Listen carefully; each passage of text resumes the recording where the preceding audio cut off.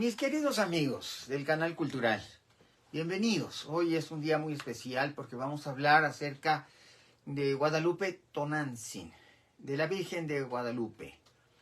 Es una fecha de enorme significado para todos los mexicanos. Y vamos a hablar en términos muy profundos del tema de la Virgen de Guadalupe. No lo que se dice siempre, sino cosas que no se han dicho y que es importante saber, importante conocer. Por eso es que he hecho este programa especial. Y en este programa especial voy a hablar también de la flor de Nochebuena, que aquí la tengo, porque este es uno de los grandes regalos de México al mundo. La flor de Pascua o flor de Nochebuena. Voy a platicar su historia. Y voy a platicar la historia de la Virgen de Guadalupe, pero más allá de la historia tradicional, voy a hablar de los secretos o las claves secretas que hay en el Nican Mopohua, que es el manuscrito original en donde se relata la historia de las apariciones. Voy a hablar de todos los grandes cronistas de Torquemada, por supuesto, y la monarquía indiana. Voy a hablar de el más grande de los cronistas religiosos, el que nos dio el gran legado, que fue Fray Bernardino de Sahagún, y voy a ir mencionando datos muy importantes para que comprendamos el sentido de esta tradición y de dónde viene y qué significa, muy profundamente. Para iniciar este tema tan importante para todos los mexicanos, quiero insistir en cómo he titulado esta charla. Pensé muchos días cómo titularla. Y el título finalmente es este: Los regalos que México le dio al mundo. Dos enormes regalos. Por supuesto, la Virgen de Guadalupe y la flor de Pascua, que muchos no saben que es 100% mexicana y que es una planta sagrada del mundo prehispánico. De hecho, es la planta más sagrada de la religión azteca. Y esto es muy importante que tú lo sepas si eres mexicano. Esta es la planta más venerada y la planta más sagrada. Y esta planta, venerada y sagrada, estaba relacionada con el culto de la Virgen de Guadalupe antes de las apariciones de la Virgen de Guadalupe. Esto es algo profundo, complicado, a la vez hermoso, muy hermoso. Por eso vamos a iniciar esta charla dando significados que ojalá todos los mexicanos pudieran apreciar y conocer y sobre todo difundir para entender mejor nuestra mexicanidad. Primero, comencemos por el principio.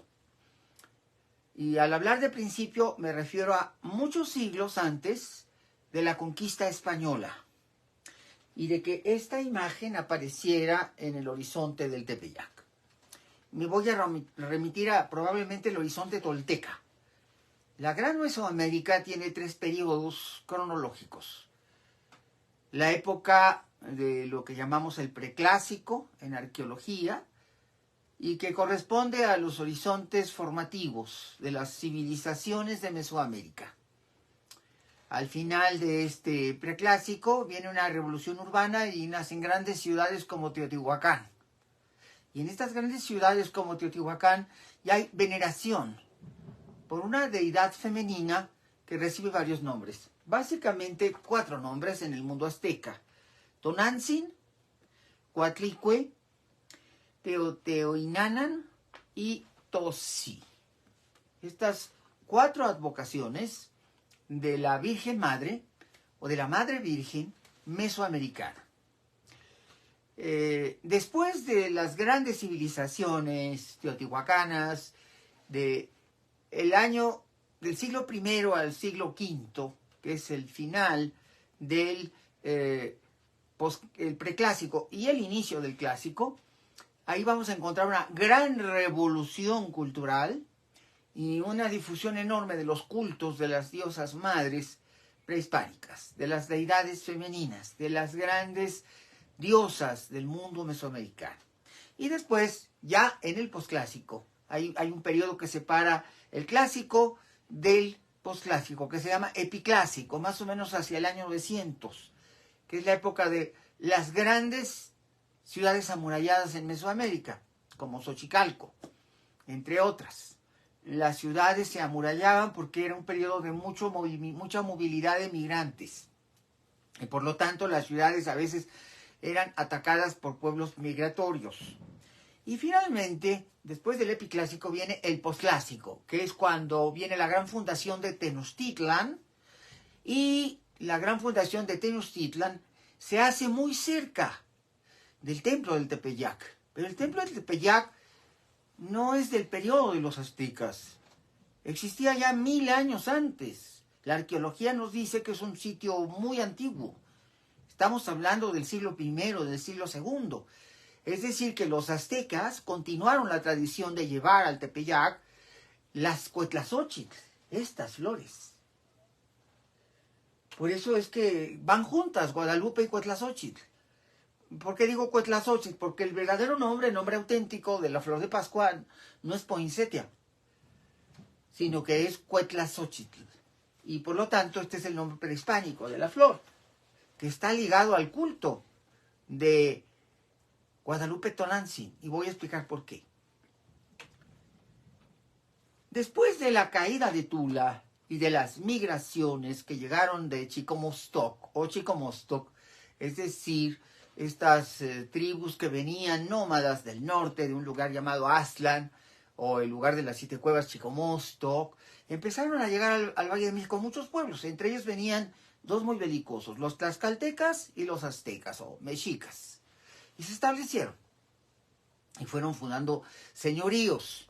El señorío mexica tardó mucho tiempo, 100 años en establecerse, porque tuvieron que luchar para la tierra prometida, obtenerla y finalmente poderse establecer. Fueron por muchos lados, fueron a Chapultepec, estuvieron también por Mixcoac, estuvieron en la parte norte y en la parte sur de las lagunas, hasta que se establecieron en la isla, donde la tradición dice que aparecieron el águila y la serpiente, que es donde está el zócalo de la Ciudad de México. Y finalmente se establecieron, y en 1325 fundaron su capital.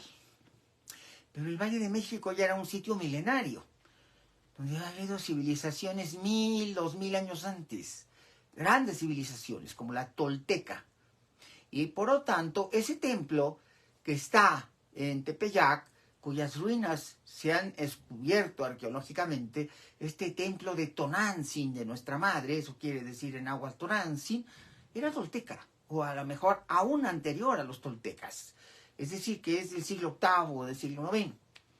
Y ahí había una tradición de ir a adorar a la diosa madre. Estamos hablando de la diosa madre mesoamericana, prehispánica. El tiempo pasó y los aztecas se convirtieron en un gran imperio, y luego llegaron los españoles y sucedió la conquista.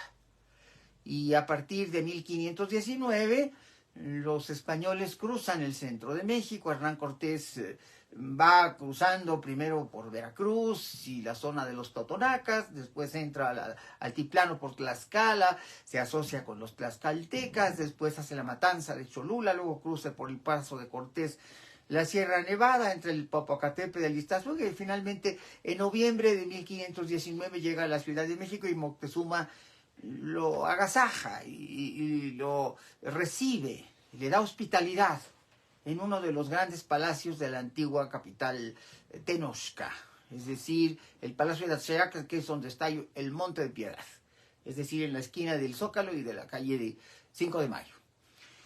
Y ahí se establece. Y luego todos conocemos la historia de que a partir de un ardid logra capturar, apresar, someter al emperador Moctezuma. Y lo demás es historia. Ya sabemos lo que pasó el 30 de junio de 1520, la noche triste. Los españoles se han apropiado del oro que había guardado en el Palacio de Atzayaca, se han convertido en una fuerza invasora. Los pueblos mexicas se enojan, guiados por dos caudillos, Cuitláhuac y su sobrino Cuauhtémoc, y ellos levantan al pueblo y al ejército contra los españoles y tienen que salir huyendo por la calzada de Tacuba. Y eso lo llamamos la Noche Triste. Bueno, Cortés le llama la Noche Triste. Los aztecas le debieron haber llamado la Noche Alegre, no la Noche Triste. Y finalmente Cortés es expulsado, pierde la tercera parte de sus hombres, sus caballos, y va huyendo hacia el norte, hacia Otumba. Ahí enfrenta otra vez a los aztecas y finalmente llega a refugiarse a Tlaxcala. En 1521 viene el regreso de Cortés, después de ir a la batalla de Tepeaca, donde es victorioso. Empieza una serie de conquistas y luego va a la ciudad sagrada de Cholula y ahí hace una matanza y luego continúa dando la vuelta alrededor del Valle de México para ir capturando las ciudades que eran aliadas del imperio. Y finalmente pone sitio a Tenochtitlan en mayo de 1521 y el 13 de agosto la ciudad, o las dos ciudades gemelas, Tlatelolco y Tenochtitlan, caen en las manos españolas. Después del 13 de agosto, en donde Cuauhtémoc es hecho prisionero, le arrebatan a su esposa, que será bautizada como doña Isabel de Moctezuma, la bella Ticuixpo, que es la hija preferida del emperador Moctezuma II. Le arrebatan a la esposa, lo encierran en Coyoacán y ahí permanece cautivo 5 años, hasta que es llevado a los Cibueras y allá en el camino, en Izancanac, en la zona entre Guatemala y Campeche, es asesinado porque lo cuelgan con Tletlepanquetzaltzi en una gran ceiba. Y ahí termina el linaje del pueblo imperial, el pueblo mexica. Y son días de mucha zozobra, son días de mucho dolor, porque los españoles no llegaron solos, llegaron con las plagas, con el cocolistli, llamado Huaycocolistli. El cocolistli quiere decir epidemia, y Huaycocolistli, la gran epidemia. Era viruela, y no era solo viruela, eran varias enfermedades, hasta influenza. Eran varias enfermedades letales, recientes investigaciones sobre plagas que han venido a hacer algunos estudiosos norteamericanos y británicos han demostrado que además de estas enfermedades había también otra relacionada con sepsis, es decir, con una enfermedad que tenía que ver también con una fuerte disentería que también mató a muchísima gente. Entonces, todas estas enfermedades, que fueron varias, que trajeron los españoles, son la causa de una enorme mortandad. Ha muerto el 90% de los habitantes de la ciudad de Tenochtitlan. Algunos en la guerra, pero la gran mayoría víctimas de estas enfermedades. El pueblo mexica está en el más absoluto deterioro mental, emocional, y su estado psicológico es confuso. Cuauhtémoc sigue prisionero en Coyoacán y Cortés lo usa como moneda de cambio, ya que gobierna a través de él. Le da el título simbólico de Tlatoani y lo mantiene preso en Coyoacán y le ordena que haga cosas que tuvo que hacer por amor a su pueblo. Entre las cosas terribles que le suceden a Cuauhtémoc es la famosa quema con aceite de sus pies, porque a él y a Tletlepanquetzaltzi le queman los pies, ambos, por aquello de que dijera dónde estaba oculto el tesoro de Moctezuma, que había sido robado y que después se arrojó al lago en algún lugar secreto que nadie sabía dónde estaba más que Cuauhtémoc. Pero Cuauhtémoc nunca quiso decir dónde estaba el famoso tesoro, si es que realmente existía dicho tesoro. Pero el hecho es, y lo importante es, que el pueblo estaba bastante desvalido y desmoralizado. Y en Coyoacán ocurrieron cosas que la gente casi no sabe y que es importante que se sepan. Cuauhtémoc no quita del renglón el deseo de levantarse en armas y luchar por su pueblo, escapar y huir a una parte del imperio que no había caído en las garras de los españoles y que era la última provincia muy lejana, que es Guatemala, y que en aquellos tiempos se llamaba Soconusco. Entonces, Cuauhtémoc en todo momento tiene la esperanza de llegar a Soconusco y ahí levantarse en armas y venir con un ejército a reconquistar su imperio y a librarlo de los terribles teules que resultaron ser demonios terribles, ya que más que dioses eran diablos, por la crueldad y el dolor que habían causado a los habitantes de Anáhuac y del imperio. Y en esas estaba Cuauhtémoc. Y Cortés hizo muchas salidas, varias salidas. Y había un hombre bueno entre toda esa gente mala. Este hombre bueno era un sacerdote que había estado como capellán de Hernán Cortés en todos los momentos de la conquista y que era un fraile mercedario llamado Fray Bartolomé de Olmedo. Y Fray Bartolomé de Olmedo se acercó a Tecuichpo y la convirtió a la esposa, a la emperatriz, a la esposa de Cuauhtémoc, y la convirtió al cristianismo, al catolicismo, y la bautizó. Y luego Tecuichpo le pidió a Cuauhtémoc que se convirtiera a la nueva religión. Pero Cuauhtémoc era además de emperador y Huey Tlatoani era un sacerdote del más alto linaje. Todos los tlatoanis de México Tenochtitlan eran sacerdotes de su religión, de su culto. Y particularmente eran sacerdotes del culto del dios Huitzilopochtli. En la gran Plaza Mayor había una gran estructura que los españoles llamaron torre, la torre del Templo Mayor. Es la pirámide que hoy vemos que quedan sus cimientos y los podemos visitar junto a Palacio Nacional. Ahí frente a la Catedral y Palacio Nacional está el Templo Mayor de los Aztecas. Y este templo se levantó en 7 momentos, tiene 7 periodos constructivos, que van del primero, que es en 1325, al último, que es el que levanta Moctezuma II, y que corresponde al año 1502. Pero los emperadores iban engrandeciendo, así como las matrushkas rusas, agregándole pisos y planos y elementos nuevos con una especie de permanente ascenso. La torre llegó a tener 52 metros, casi 53 metros de altura.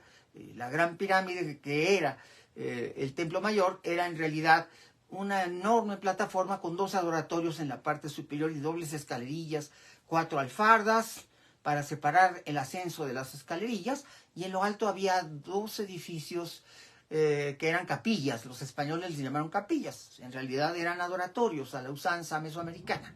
Hacia el norte, en la capilla del norte se adoraba a Tlaloc, y en la del sur se adoraba al sol, a Tonatiuh, en la forma de Huitzilopochtli, dios de la guerra. Así, el enorme edificio era el centro, el eje del culto, y Cuauhtémoc había sido, por supuesto, preparado como sacerdote en el Calmecac para poder ejercer las funciones sacerdotales. Todos los tlatoanis de México Tenochtitlan eran sacerdotes y sumos pontífices de su religión, es decir, sumos sacerdotes. Y está muy preocupado Cuauhtémoc platicando con este hombre que se había hecho su amigo. Estoy refiriéndome a Fray Bartolomé de Olmedo. Y ocurren en estos días cosas terribles, como el asesinato de la esposa de Hernán Cortés. Doña Catalina Suárez había llegado de Cuba, era la esposa que tenía Cortés en Cuba, estaba casado por la ley cristiana y mantenía una relación de amaciato con, bueno, todos sabemos, la Malinche, que era su voz, era su mujer, era su amante y además era su traductora. Y justamente allá por 1522, cuando llegó la esposa de Cortés, la Marcaida, es como se le llamaba, porque su segundo apellido era Marcaida, fue asesinada misteriosamente en Coyoacán. Y los pajes y las doncellas y la gente del servicio dijo que el asesino era Hernán Cortés, que él con sus propias manos había estrangulado a su esposa para librarse de ella, ya que ya no la soportaba, porque constantemente le recriminaba que le era infiel y que tenía varias indias que eran sus amantes, y que además le acababa de nacer un hijo, y Cortés le reclamó y le dijo: y tú no me das ni eso, ni un hijo, eres mi mujer hace 7 años y nunca me has dado un hijo. Bueno, el caso es que Cortés, ante el horror de la gente, se fue a conquistar Veracruz, ya que había una amenaza de que Garay llegara de Jamaica y se estableciera ahí y pusiera a pie los territorios que Cortés consideraba suyos. Y dejó, en la Navidad del año 1522, dejó Coyoacán. No se quedó a la Navidad, se fue porque estaba muy avergonzado y toda la gente lo señalaba como asesino. Y fue en esos días que Cuauhtémoc y Bartolomé de Olmedo platicaron y se hicieron amigos. El fraile quería convencer a al emperador de convertirse al catolicismo. Para el fraile era muy importante que Cuauhtémoc se convirtiera a la religión católica, porque eso sería un acto ejemplar. Si el emperador, todavía Tlatoani, aunque fuera simbólico, se convertía al catolicismo, pues todos los sobrevivientes mexicas seguirían su ejemplo, y entonces sería fácil la conversión. Ya venían en camino, en 1523, los primeros frailes franciscanos. Motolinía ya venía en camino, llegó en agosto de 1523. Y lo que le pesaba a Cuauhtémoc, y esto se lo dijo varias veces a Olmedo, y esto está perfectamente, si leemos a Torquemada vamos a ver todas estas referencias, había un gran pesimismo y había un gran pesar entre la gente, entre los mexicas. Su ciudad estaba en ruinas, el Cocodlistli no cedía, la gente se seguía muriendo por la enfermedad, los españoles eran crueles. Para colmo de males, Cortés a finales de 1522 empezó a hacer los repartos. Como no les podía dar oro a los conquistadores, entonces empezó a dar gente, repartió las tierras y les dio cantidades de pueblos para que vivieran de eso. Y entonces los indios tenían que ir a trabajar la tierra sin ningún sueldo, para enriquecer a los conquistadores, y entonces era el momento más bajo, más oscuro. Y de alguna manera Cortés había creado todo ese horror por muchas situaciones y circunstancias. No son solamente culpas de él, es que la situación era muy grave.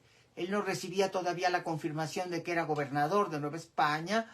Sus enemigos como Velázquez en Cuba conspiraban contra él. Había otros más poderosos en España que también conspiraban contra él. Y por supuesto había otro muy importante e influyente que era Garay, que estaba como gobernador de Jamaica y que también lo detestaba, lo odiaba y quería quitarle el poder. Y venía con una gran armada a Nueva España para conquistarla.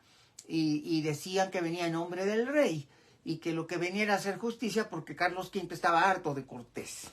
Esos eran los rumores, era un momento muy oscuro, había mucho dolor, mucha angustia, mucha soledad. Y entonces llega la Navidad de 1522. Esto anótenlo, recuérdenlo, es muy importante. Ahí es donde está el origen del culto mariano. Entonces, hay una conversación entre Cuauhtémoc y este buen fraile franciscano, que es Fray Bartolomé de Olmedo, y le dice que su pueblo está destruido, está deshecho emocionalmente, mentalmente, está lleno de dolor porque le han quitado su ciudad, le han quitado su poder, le han quitado su grandeza, y solamente quedan ruinas, muerte y desolación, y todos los días se sigue muriendo la gente, y ahora además hay que soportar la crueldad. Pero lo más grave que le han quitado a estos pueblos mexicas es su religión, porque dicen que es mala y que sus dioses son perversos. Y entonces hay un momento en el cual recibe el mensaje de Cuauhtémoc Bartolomé de Olmedo, y entonces ocurre algo prodigioso. La gente iba a Tepeyac a adorar a Tonantzin, a la Virgen prehispánica. Tonantzin en esta cuádruple forma es Tonantzin cuando es madre, es Tosi cuando es abuela, es Coatlicue cuando es una diosa majestuosa, cósmica de creación, y es Teotihuacán cuando es la luna, Coyolxauhqui cuando se trata de la agricultura y la vitalidad del campo, cuando se convierte en Xochiquetzal, la diosa agrícola que ve florecer los campos. Y entonces le pregunta que por qué llevan estas flores al Tepeyac. Las flores las nochebuenas en Mesoamérica eran muy comunes. Venían de la zona de Guerrero, eran autóctonas, se daban solos en los montes. Es una flor salvaje, era una flor totalmente salvaje y natural. En Taxco de Alarcón había miles. Y entonces de allá lo habían traído los aztecas y la cultivaban en los jardines de Moctezuma y en Chapultepec y en todos los jardines, porque era una flor sagrada. Su nombre verdadero es Cuetla, Xochitl, flor de luz, porque dimana luz. Estos tonos verdes, pero verdes fuertes, y este color rojo como la sangre, y estos puntos amarillos son como los rayos del sol, es una flor solar. Era la flor más sagrada de Mesoamérica. Y estaba asociada, tenía 3 propiedades. El primero y el más hermoso es que esta flor se ofrendaba cuando un soldado azteca mexica moría en batalla. La ley canónica religiosa decía que tenía derecho a renacer en el cielo de Huitzilopochtli. En lugar de ir al Mictlán, la tierra de los muertos que estaba abajo de la tierra, iba a subir al cielo. Iba a estar en el segundo cielo con el sol. Y para poder lograr esto, tenía que renacer. Su alma tenía que renacer. Entonces era muy importante para los mexicas, y por eso lo hacían después de las batallas, iban a recoger el cuerpo. Y se lo entregaban a la familia. No podían dejar cuerpos regados, porque si no, esos guerreros que habían muerto en batalla y que tenían derecho a ir al cielo con Huitzilopochtli, no iban a poder subir. Y entonces, para subir al cielo, esos guerreros tenían que renacer, su alma tenía que renacer. Y para poder renacer, lo que se tenía que hacer era llevarlos, ya muertos, lavarlos con agua caliente y con hierbas. Y después que limpiaban su cuerpo con hierbas y le ponían resina de copal al cuerpo, le ponían estas flores, que eran las flores de la resurrección de las almas, de los muertos. Y por eso eran las flores más sagradas, porque representaban la pureza absoluta.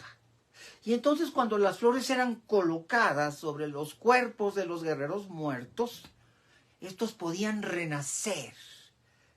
Tenían que estar 4 días yaciendo, con los cuerpos ungidos, y los aztecas tenían una forma de disecación, quizá no tan perfecta como la de los egipcios, pero tenían una manera de conservar los cuerpos.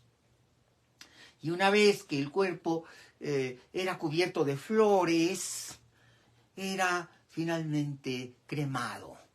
Y entonces el alma se liberaba y el alma del guerrero subía al sol y volaba hasta los cielos gracias al poder de purificación de las Cuetlazóchitl. Y esto tenía un día de fiesta. La fiesta del renacimiento de las almas era el 24 de diciembre de todos los años. ¿Por qué? Porque está asociada con el solsticio de invierno. Cuando las noches se hacen cada vez más cortas, entre el 21 y 24 de diciembre son las noches más cortas, las noches más largas del año y los días más cortos. Entonces los aztecas decían, cuando los días se van haciendo así de chiquitos, porque hay menos luz y hace mucho frío, porque es invierno, es que el sol se está alejando. Pero el sol va a regresar con todo su poder, y estas flores van a tener el poder de hacerlo regresar. La Cuetlazóchitl, por lo tanto, además de servir para que renacieran las almas de los guerreros muertos en batalla, y además de ser el símbolo de la pureza y la purificación, era el símbolo del sol. Y entonces la gente ponía flores de Nochebuena el día 24 de diciembre en todas las casas. Y iban a todos los templos y cubrían las pirámides de estas flores. El templo mayor lo cubrían. Imagínense la mitad del templo, ya que la otra mitad era de Tlaloc y no usaban esta flor. Imagínense la mitad del templo mayor de Tenochtitlan cubierto de estas flores rojas. Miles de flores rojas cada 24 de diciembre, porque los aztecas pensaban que esta flor era la que le iba a poder permitir al sol renacer y poder resurgir, y que entonces los días ya no se acortaran y las noches ya no fueran tan largas, sino que el sol iba a tener, gracias a la Cuetlazóchitl, todo el potencial y toda la fuerza cósmica y todo el poder vital para volver el frío en calor y alcanzar su viaje de 6 meses hacia el solsticio de verano, que era el 24 de junio. El viaje del sol, por lo tanto, tenía que ser acompañado por estas flores. La Cuetlazóchitl es la flor de la vitalidad y la flor del poder solar y del calor y de la pureza y de la vida.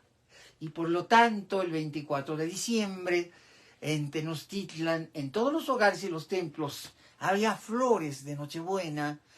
Y cuando Fray Bartolomé de Olmedo le pregunta a Cuauhtémoc que por qué están cultivando estas flores y por qué las llevan y a dónde las llevan, y entonces les dice Cuitláhuac, le dice Cuauhtémoc que desde los tiempos de Cuitláhuac era costumbre que los tlatoanis fueran a Tepeyac, al Tepeyac, donde está Guadalupe Tonantzin, a llevar estas flores a Tonantzin, porque se decía que era un renacimiento del tiempo que nacía de la madre cósmica, que es Tonantzin, el nacimiento de la vida, el vientre, es decir, el sol.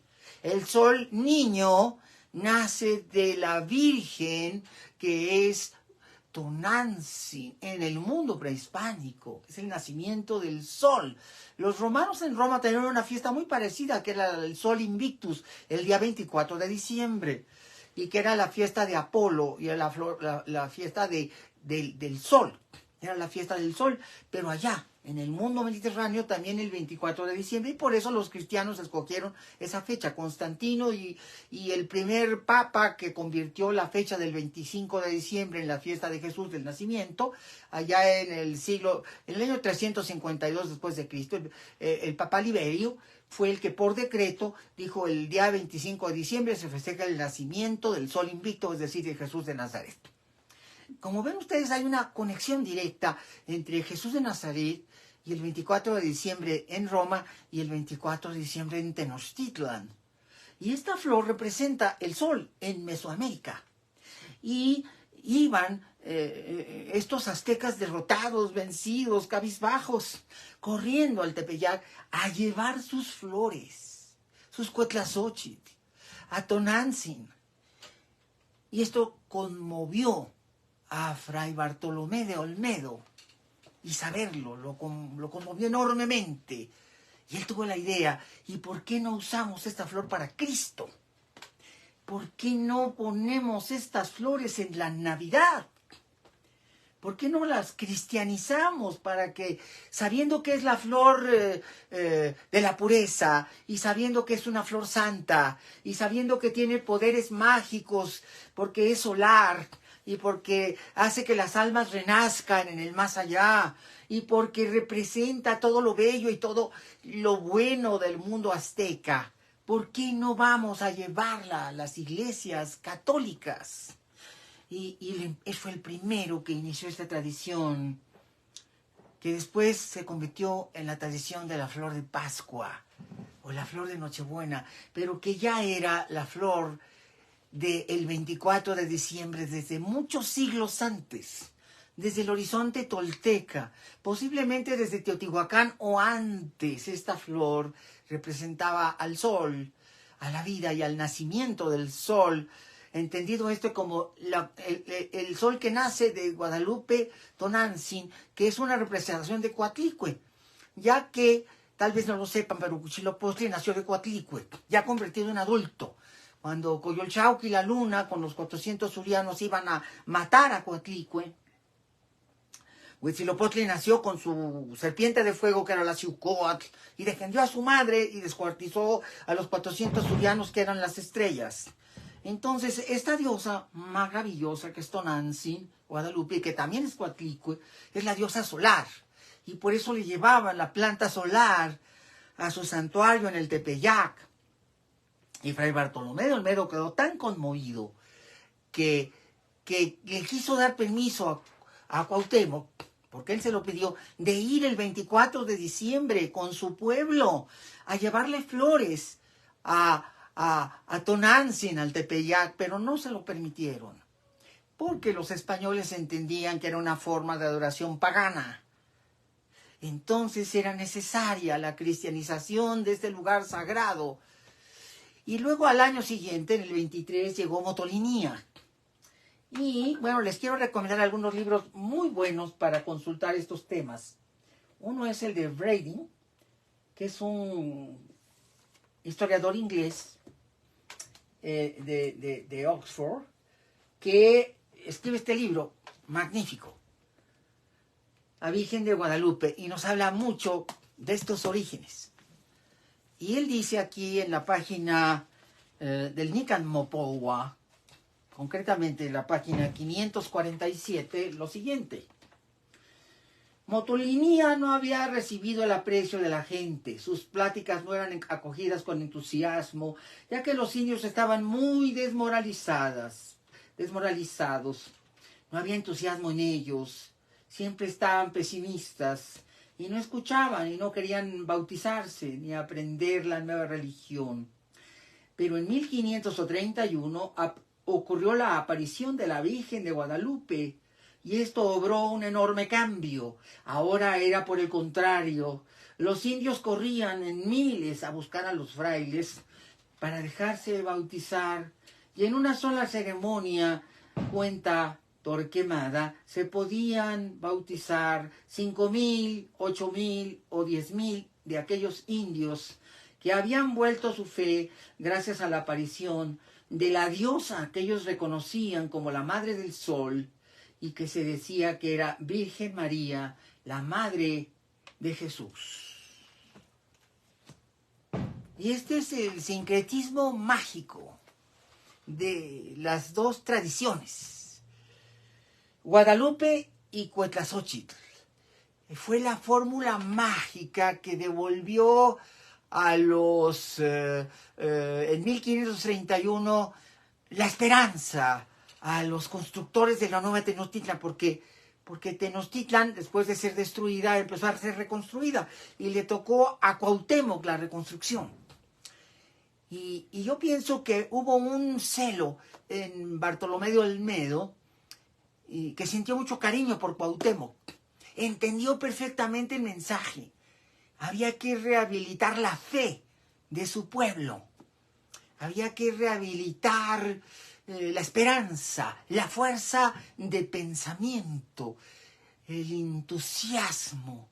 Y finalmente aparece un legado maravilloso que viene en este libro de Miguel León Portilla, que es el texto de las apariciones de Guadalupe Tonantzin, y que se llama el Nican Mopowa, que viene analizado en este libro publicado por el Fondo de Cultura Económico por el más grande nahuatlaco mexicano, el doctor Miguel León Portilla, el fundador del Centro de Estudios Históricos más importante de la Universidad Nacional Autónoma de México, un investigador emérito de 40 años, nahuatlaco, porque tenía un dominio total de la lengua náhuatl, y él aquí hace un estudio del Nican Mopowa y nos da las claves para entender que el Nican Mopowa es un códice. ¿Y dónde están las claves? Y yo se las voy a dar a ustedes. Muy simple.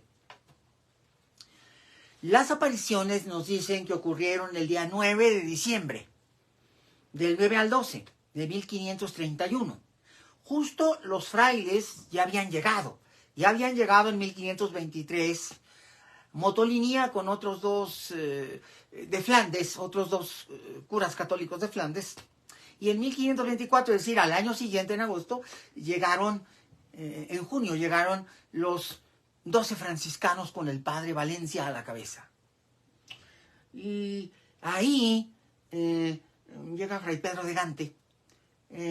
Estos frailes originales, los primeros, pues se van a encontrar esa realidad, esa civilización vencida, eso de Cocolistli, que hace una matanza terrible, ni siquiera ponen a Tenochtitlan porque está muriendo de la gente a puños, y entonces los tienen que llevar a Texcoco. Ya los alojan en un palacio, por cierto, que todavía existía, de los palacios de Nezahualcóyotl. En el palacio concreto de Nezahualpili, ahí fue el lugar donde fueron los 12 franciscanos, su primera estadía en 1524. Y empiezan a aprender la lengua náhuatl y empiezan a emprender los secretos de la antigua religión, con esa visión que tenían. Y luego, justamente en ese momento, viene el Nican Mopowa, que es este texto que narra las apariciones, pero tiene secretos en la narración. Si uno es teólogo del mundo náhuatl, si uno conoce los secretos del mundo náhuatl, uno entiende los símbolos. ¿Y cuáles son estos símbolos? Todas las fiestas de los calendarios prehispánicos del mundo mexica tenían ritmos cósmicos. ¿Y eso qué quiere decir? Que las fiestas duraban 4 días. Por ejemplo, las bodas duraban 4 días. Y uno dice, ¿por qué 4 días? Muy sencillo. Porque ellos se ubican en un onfalos, en un centro cósmico. Y en ese centro cósmico los pueblos nativos, los pueblos prehispánicos, tienen una visión de cómo es el universo místico. Hay uno arriba y uno abajo. En el de arriba está el Dios Supremo, el Dios que rige los cielos, y que es Tonatiuh, el sol, Huitzilopochtli. Y más allá de Tonatiuh hay una deidad todavía, la deidad dual, Ometecutli, Omecihuatl, Ometeotl. Y allá abajo hay otro universo, hay 13 cielos hacia arriba y 13 cielos hacia abajo. Y allá en el mundo inferior están los señores de la noche y del infierno, los dioses de los muertos, Mictlantecutli y Mictlantzíhuatl. Están allá abajo, en los 13 niveles para abajo y los 13 niveles para arriba. Y aquí en medio estamos los humanos, es el mundo de los hombres, de lo cotidiano. Y a esa parte del cielo le llaman el Quincunci. Y el Quincunci o Quincunci es el eje del mundo, el eje vertical del cielo a la profundidad de la tierra. Es un plano del universo. Y el otro plano del universo es una rosa de 4 pétalos. Las 4 esquinas de la tierra, decían los tenochcas. Las 4 esquinas de la tierra, los 4 puntos cardinales, el norte, el este, el sur, el oeste. Y había 4 dioses que presidían los 4 rumbos cardinales. En el plano horizontal hay 4 direcciones, hay 4 rumbos. Y en el plano vertical hay un eje del universo que es el centro del mundo, el ombligo de la tierra, y que es el cielo y la tierra. Y entonces, para que las ceremonias tuvieran valor y poder, era necesario respetar los 4 sentidos del tiempo y los 4 sentidos de la vida. Y eso significa que duraban 4 días las fiestas. 4 veces. Si no aparece 4 veces, no es verdad. No tiene poder, no tiene sentido, no tiene poderes simbólicos. Por lo tanto, las fiestas duraban 4 días. Los funerales duraban 4 días. ¿Por qué? Para recibir el primer día a las fuerzas del norte, y el segundo día a las fuerzas del oriente, y el tercer día a las fuerzas del sur, y el cuarto día a las fuerzas del poniente. Y luego ya los muertos iban rumbo al poniente, salían de sus cuerpos y se iban al poniente y se metían al Mictlán en una cueva. Por lo tanto, todo tiene que ver con el 4. Y si nosotros empezamos a ver el Nican Mopowa, vamos a ver cómo se respeta este 4. Las apariciones de la Virgen ocurrieron el día 9, el día 10, el día 11 y el día 12 de diciembre de 1531. Y el día, la primera aparición es el día 9. Va Juan Diego y topa con la Virgen y ésta se presenta y le dice quién es y le hace su encargo. Y le dice que vaya con el obispo a Tlatelolco, otro lugar simbólico. Tlatelolco es un centro sagrado por excelencia. Y que le lleve el mensaje de que quiere que le hagan en ese lugar un recinto, una ermita, un templo, un adoratorio. Y en esas está Juan Diego cuando va a Tlatelolco y no tiene éxito. Entonces, Tlatelolco le cierra las puertas. Regresa a Cuautitlán, donde vivía Juan Diego, y vuelve a pasar. Y la Virgen otra vez lo ve y le dice, pues fui a tu encargo, pero no me hicieron caso. Y entonces le dice, bueno, vas a volver a ir. Fíjense bien, lo simbólico. El día 9 es el primer día que ve a la Virgen. La primera vez que se enfrentan face to face, la Virgen y Juan Diego, se miran a los ojos, face to face, se observan. Esto es, en el mundo de la religión prehispánica, esencial. La mirada es el poder, es el corazón, es el sentido, es la deidad y aquel que la adora, face to face, mirándose, sintiéndose, percibiéndose, tocándose, es decir, enfrentándose al amor y enfrentándose al sentido. Y finalmente, el primer día es un fracaso. Y Juan Diego viene a decirle a la Virgen, no se pudo. Y la Virgen le dice, no te preocupes, vuelve otra vez. Face to face, por segunda vez. El día 10, la segunda vez, el código teológico prehispánico, el primer día tiene que corresponder al norte. El segundo encuentro con la Virgen corresponde al este, al oriente. Y nuevamente va a Tlatelolco, y esta vez lo reciben, pero no hay una respuesta. No hay una respuesta. Todavía no. Y se entera, además Juan Diego, pues de que es como muy chiquito, que es inferior, que lo ven muy abajito. Es cuando va otra vez a la Virgen y le dice, pues nomás me hacen caso porque soy un indio, porque me ven muy menudo, porque no soy persona grande, porque no soy importante. Así se lo va a decir en la tercera entrevista que ocurre el día 11. Nuevamente el encuentro face to face, los ojos de la Virgen, con la fuerza, con aquella maravilla que él contempla y que es lo sagrado de Tonantzin. Él sabe que esta criatura es la diosa Tonantzin, aunque en la nueva religión le llamen María. De alguna manera, en el Nicanor lo que se percibe y lo que se siente es que para Juan Diego, que únicamente puede entender lo que sabe de sus padres y de sus abuelos, pues es la Virgen que además todo el mundo sabe que habita ahí desde hace miles de años. Y entonces le dice que vaya otra vez, por cuarta vez, y que le va a llevar algo, que le dé su ayate, y entonces le llena de flores su ayate, que son rosas de Castilla, que nacen espontáneamente en aquel cerro, y que nacen solas y que no hay jardinero que los cultive, y lo manda nuevamente. Y ahí está Zumárraga, en Tlatelolco, y ocurre el milagro de las rosas.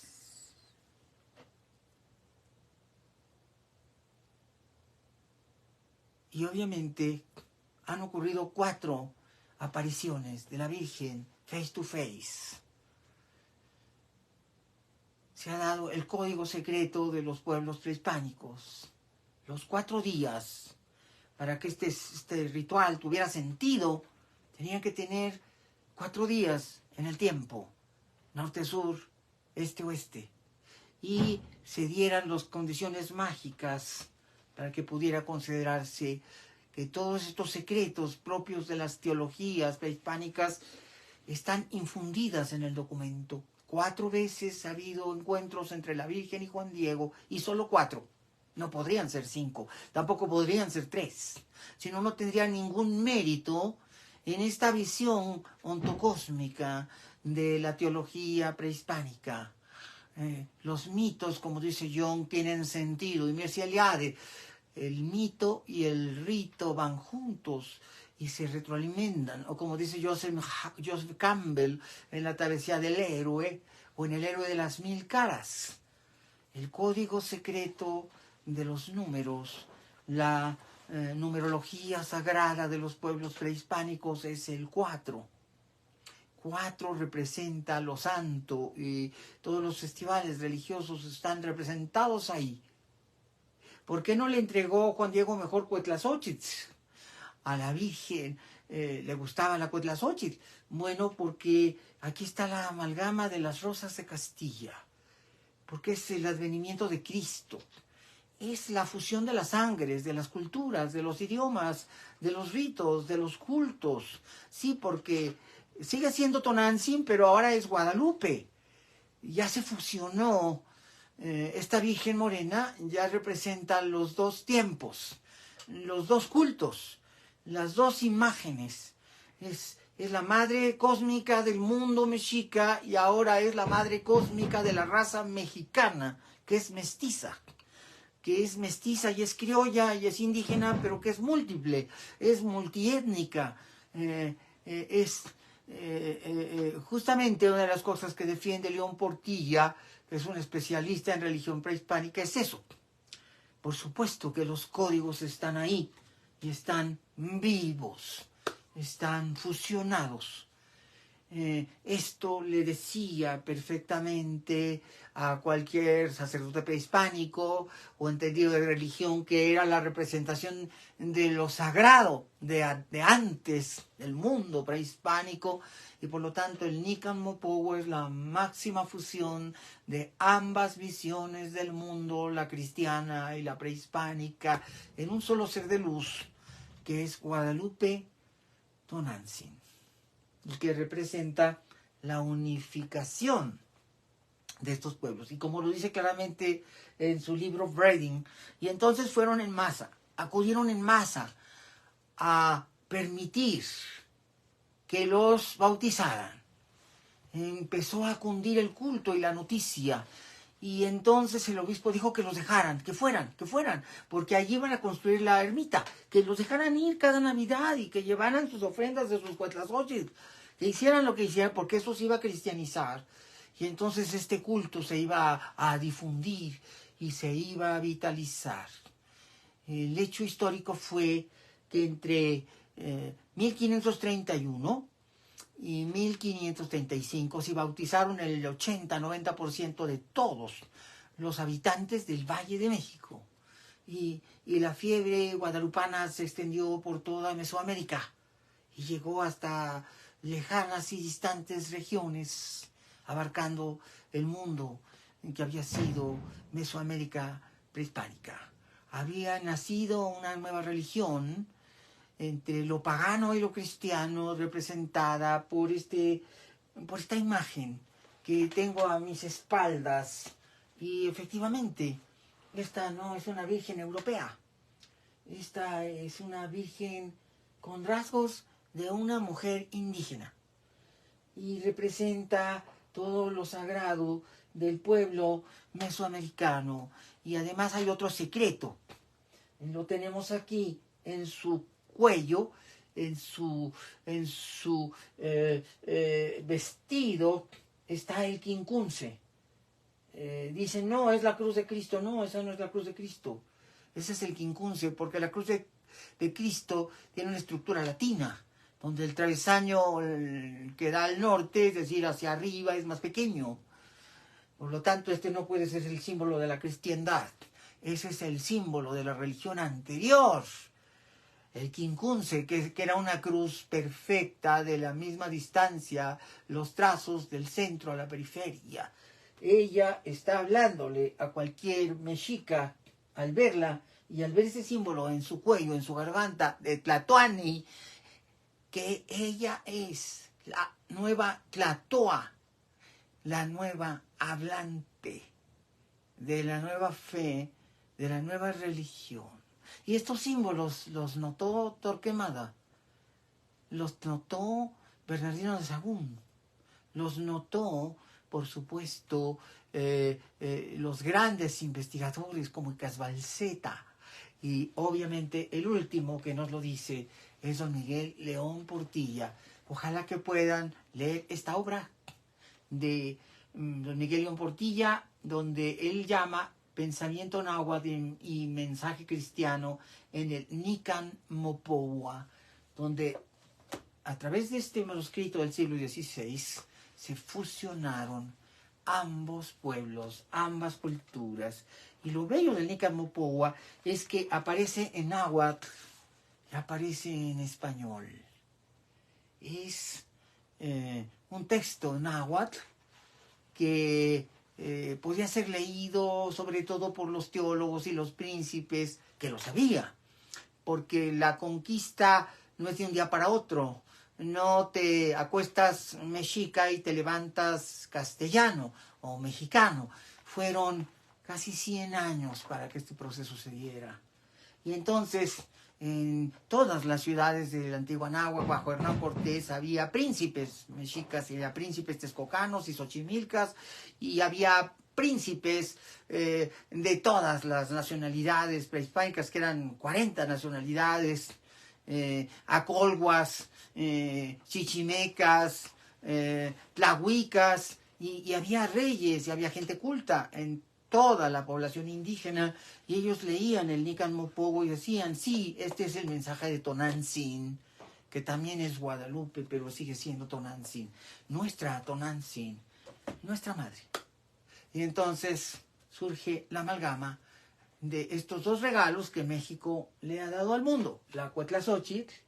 Entonces, ¿por qué se corrompió esta flor y dejó de ser Cuetlazóchitl y se convirtió en poinsettia? ¿Qué es eso? Poinsettia. ¿Te dice algo? A mí no me dice nada. Pero en el año 1822 llegó un botánico norteamericano a la Ciudad de México. Venía enviado por el presidente de Estados Unidos, James Monroe, el de América para los Americanos, el de la doctrina Monroe. Era presidente de Estados Unidos y Joel R. Poinsett, de ahí lo de poinsettia, era un biólogo, un botánico norteamericano de cierto prestigio. Y también era político. Y le da el nombramiento de primer embajador norteamericano en México, porque se acababa de independizar. Justamente ese es el año en que México declara formalmente su independencia y separación de España. Cuando el virrey O'Donoghue reconoce, el último virrey español, la independencia de México. Y entonces Poinsett llega a la Ciudad de México y trae el encargo de comprar tejas. Los norteamericanos quieren expandirse a toda costa.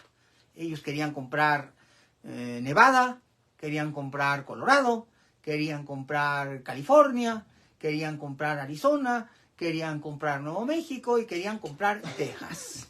Una cantidad de tierra tan grande que prácticamente era más de la mitad del territorio mexicano, pero lo veían vacío. Ellos sabían que no había habitantes en osas inmensas. Por ejemplo, en toda California había 8,000 habitantes. No puedes con 8,000 habitantes permanecer o ser el dueño de un país. Si nunca lo has habitado, pues no es tuyo. Y así lo veían los norteamericanos. Entonces dijeron, vamos a comprarle a México estas enormes extensiones que no usan. Y ese era el encargo que traía Joel R. Poinsett. Pero era biólogo y tenía muchas inquietudes. Y por supuesto que en la primera Navidad que pasó en México vio las Cuetlazóchitl.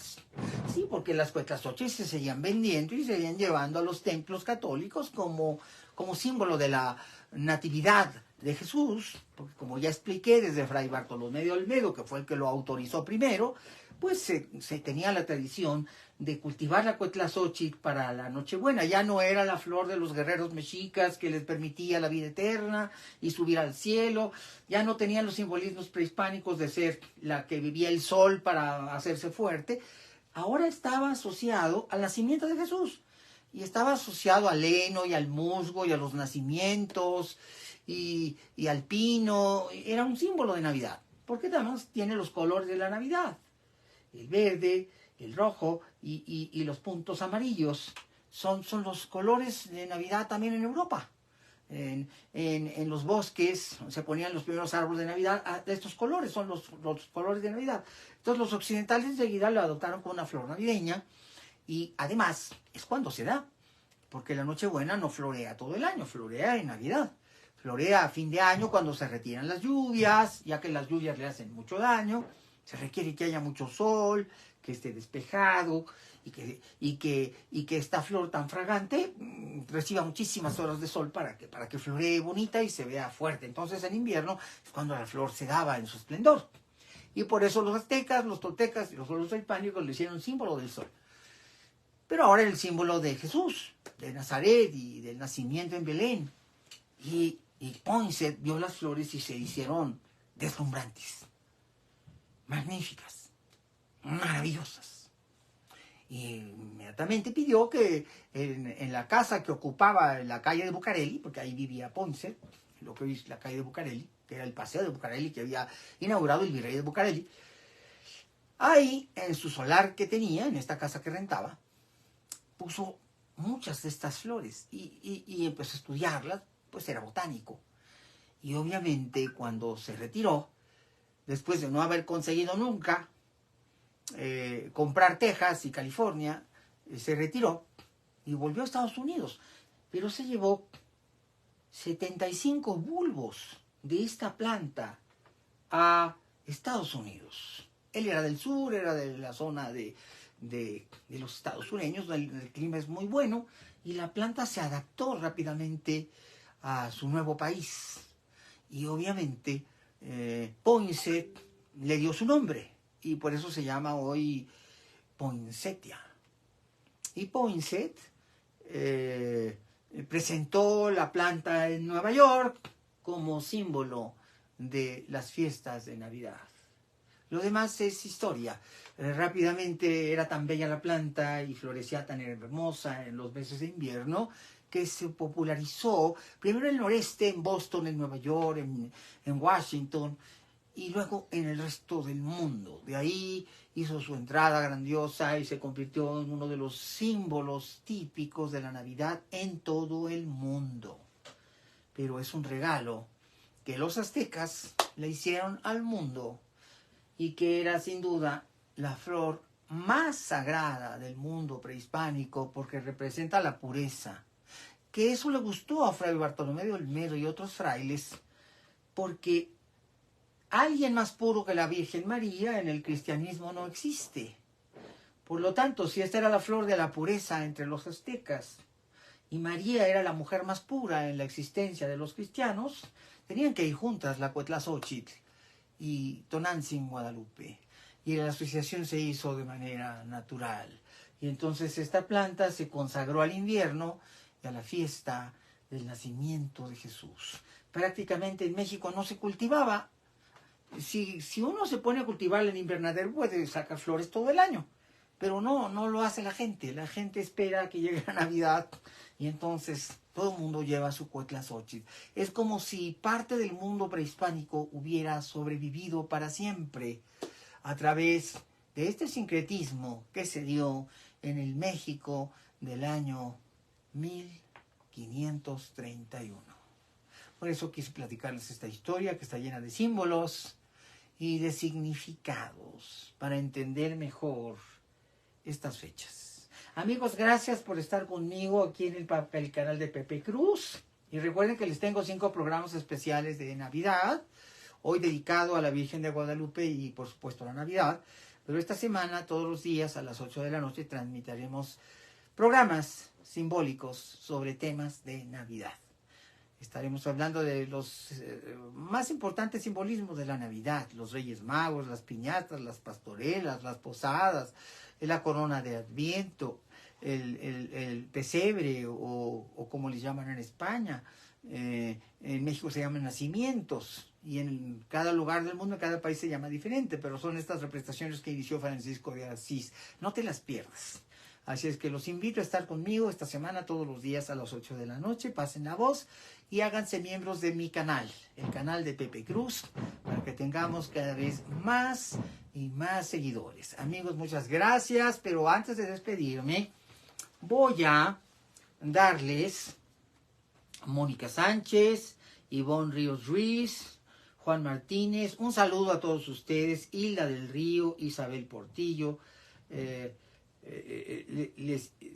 Cecilia López, Alfonso Gutiérrez, Antonio de Jesús, Félix Castro Saavedra, Nicolás Santos, Diana Rojas, Gaby Valdés, Mireya García, Alma Reyes, Isela Guadalupe, Mariana Cruz y Jovita Cruz, para todos ustedes, todo mi cariño aquí desde mi biblioteca en la Ciudad de México. Les deseo a todos una fiesta navideña maravillosa. Y recuerden que los símbolos de la mexicanidad son estos, nuestros grandes símbolos. La Virgen de Guadalupe, que tomó en este estandarte Miguel Hidalgo y Costilla, como símbolo de la mexicanidad, el día del grito, saliendo de Dolores, siguiendo a San Miguel el Grande, pasó por el santuario de Atotonilco y tomó este estandarte con la imagen de la Virgen de Guadalupe porque él consideró que nada podría representar mejor la mexicanidad que este estandarte.